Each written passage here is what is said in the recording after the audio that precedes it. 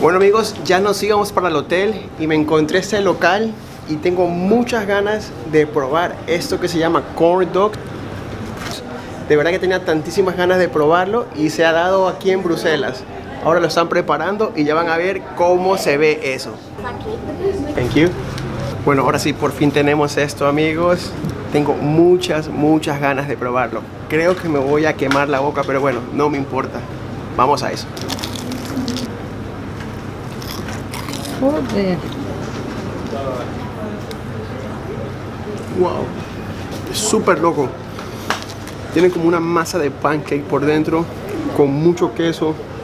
La costra de afuera está deliciosa, tiene sabor. Pruébalo.